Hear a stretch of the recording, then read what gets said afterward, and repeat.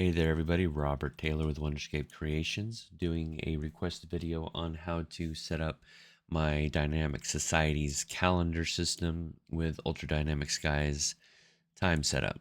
So as you can see here, we have time moving, and it is not doing it with Ultra Dynamic Skies functionality, it is doing it with my calendar system. So I'm going to go ahead and show you what to do, and it's actually very simple. So what we need to do is, obviously you need to have Ultra Dynamic Sky in your world and open up the blueprint, which I already have open. And what you're going to want to search for is the time of day animation function. So you can come over here to my blueprint, time of day animation, right there. And what you'll do is you can either completely bypass all of this altogether and just plug this in right here, or if you want to keep it here where you have to check mark to animate time of day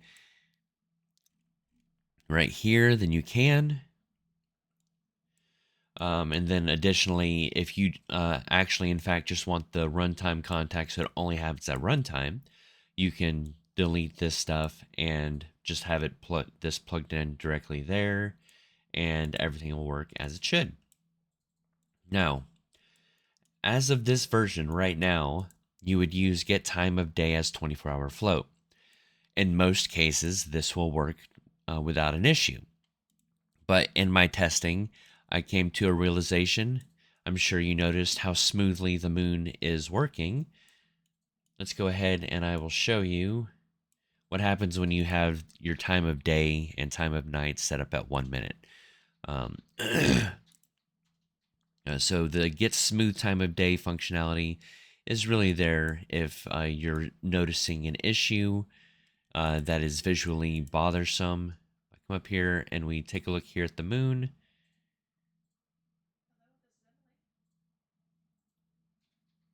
You may be able to notice that the moon speeds up a little bit, slows back down, speeds up a little bit, slows back down, and it all has to do with your frames per second.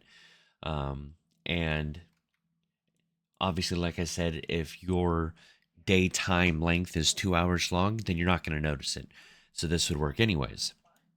But if you want guaranteed smoothness, then I have this function right here that you would plug in instead. And I'm going to be pushing this today for those that want it or need it.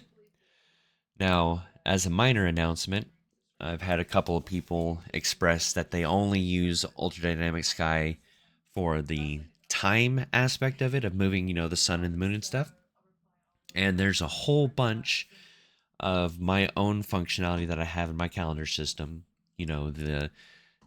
The multiple moons or the multiple suns. So that's what the celestial thing is for. And that just doesn't really work with Ultra Dynamic Sky out of the box.